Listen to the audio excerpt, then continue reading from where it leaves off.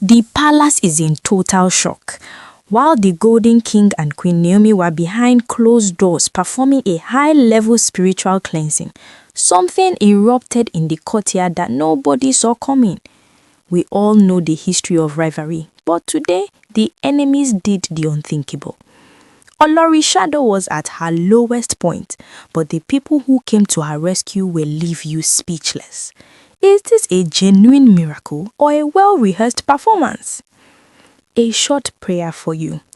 May they not surround you with genuine destiny helpers who will stand by you when the world turns its back. Amen. The atmosphere in the land of the Golden Crown was charged with an energy that felt like the earth itself was holding its breath. It wasn't the usual tension of war or anger, it was the heavy vibration of a moment that would change the history of the palace forever. Inside the inner chambers, the Golden King had gone in with Queen Naomi to perform a secret cleansing for the child. The doors were shut, the flutes were silent, and the weight of that spiritual work could be felt even by the guards at the gates. But outside in the courtyard, a different kind of miracle was brewing. Olori's shadow stood there, looking like a woman who had been stripped of her glory. The Jagaban aura she used to carry had vanished. As she watched her son being taken away for the prayers, reality hit her like a physical blow to the stomach. The tears started, not just small drops, but a heavy flow of grief and realization. She was finally standing face to face with the consequences of her past. Then, the unthinkable happened. In a palace known for rivalry and eye service, the other wives did something that made the spectators freeze. TikTok Olori, Dr. Elizabeth and the other Oloris did not walk away. They did not mock her. Instead, they moved toward her like a wall of protection. They gathered around Olori's shadow, holding her, hugging her, and whispering words of comfort. People were rubbing their eyes asking, are these truly the wives of the Golden King? My crown gist friends and families, it was a sight that defied logic. Usually, when one wife is in trouble, others choke her with more wahala. But today, they've shown that even in a den of lions, there can be a moment of peace. They held her so tightly that you couldn't tell who was a rival and who was a friend. It was as if the cleansing happening inside the room with Kabiyesi and Queen Naomi was spilling out and washing the hearts of the women outside. Olori's shadow was shaking, but the hands of the other wives kept her steady. This was a level of support that nobody expected, proving that when you hit rock bottom, sometimes the people you once called enemies are the only ones who can help you stand. The crowd watching from the edges of the courtyard was completely speechless. You could hear the rustle of the leaves on the ancient trees because everyone had stopped talking. Seeing the wives of the Golden King acting as one unit was like seeing the sun and the moon shining at the same time. It just wasn't normal. My crown gist friends and families, you know how these things go. Palace life is usually a game of chess where everyone is trying to take the other person's queen. But here was Dr. Elizabeth and TikTok Olori putting aside their own grievances to dry the tears of a woman who had often been the source of their headaches. As the wives continued to console Olori's shadow, you could see the confusion in the faces of the palace staff. Some were whispering that maybe a new law had been passed in the spirit, while others felt it was just a temporary truce. But the way they held her wasn't fake. It was deep. It was emotional.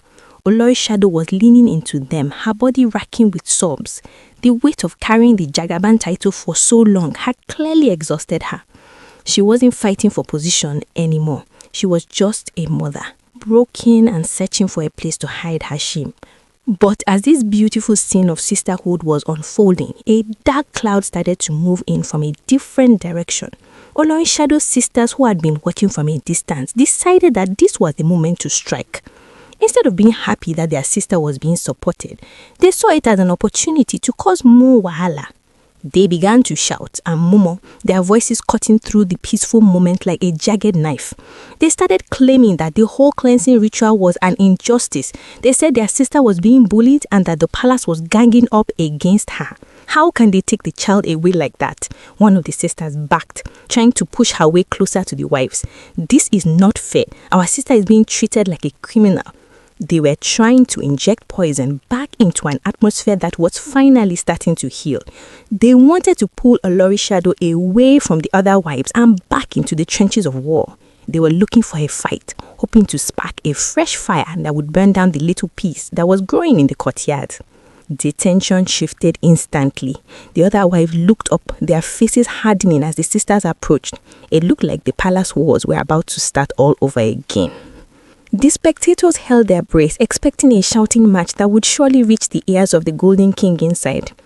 Everyone waited for Olori Shadow to join her sisters in the protest. After all, they were her blood. They were the ones who had always cheered her on when she was being stubborn. But what happened next was the biggest plot twist of the day. Olori Shadow pulled away from the hug, but she didn't turn toward the wives. She turned toward her sisters. Her eyes were red, but they weren't leaking tears anymore. They were flashing with a new kind of fire.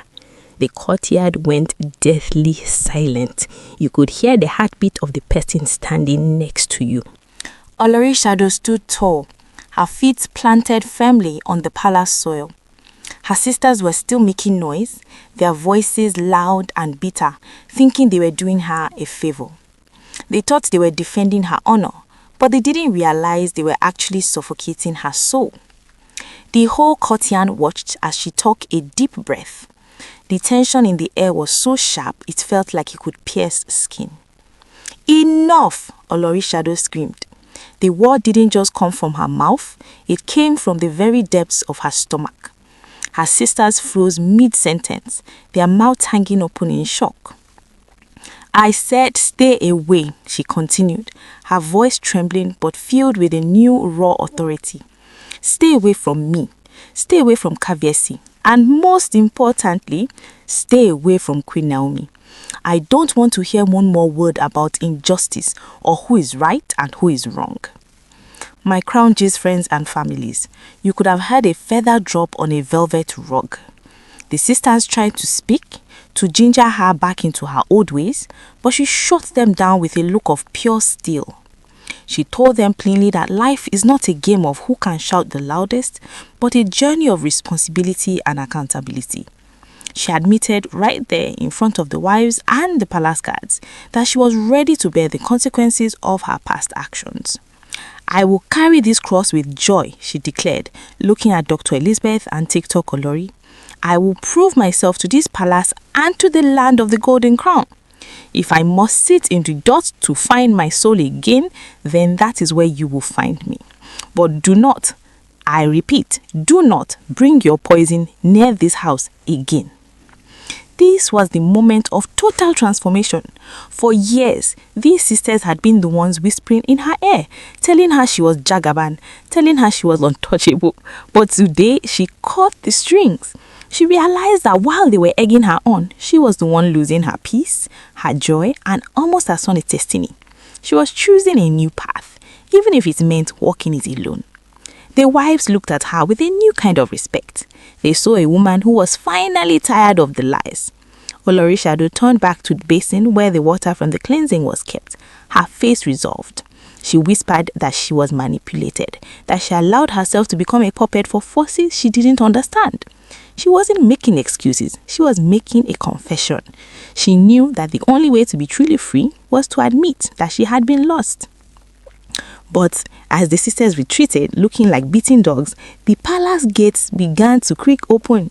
The Golden King was coming out. What would his reaction be to this sudden holy alliance among his wives? Is he going to believe Olori Shadow's change, or is he going to see it as another trick?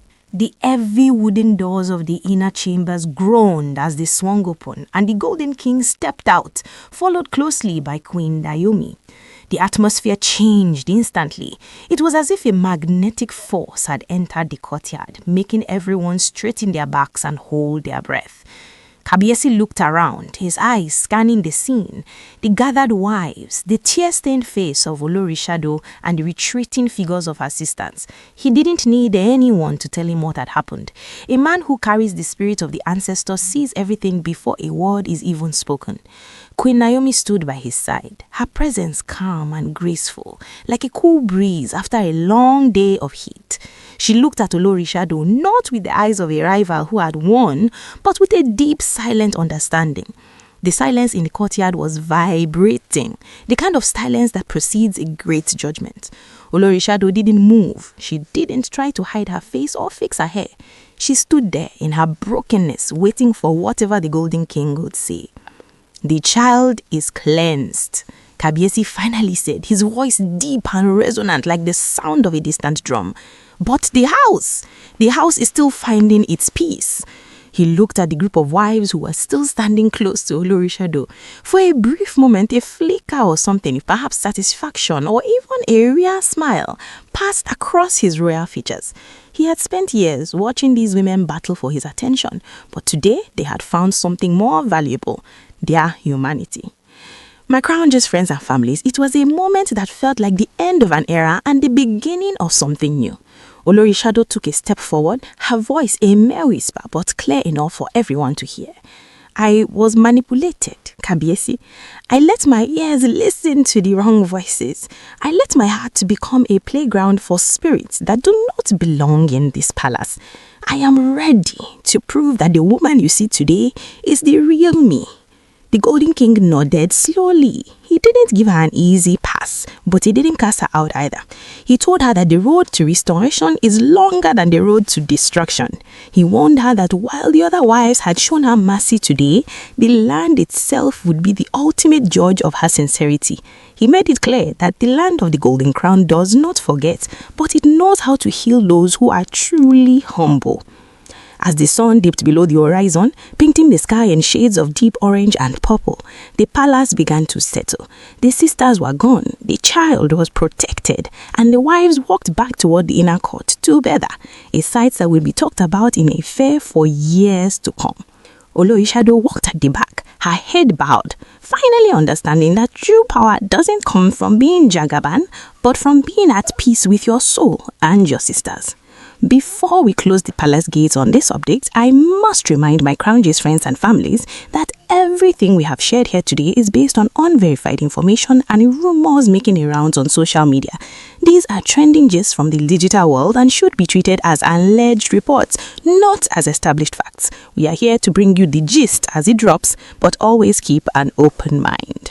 Do you think Olori Shadow's sisters will return for revenge? And can this peace among the wives really last when the Golden King is not looking?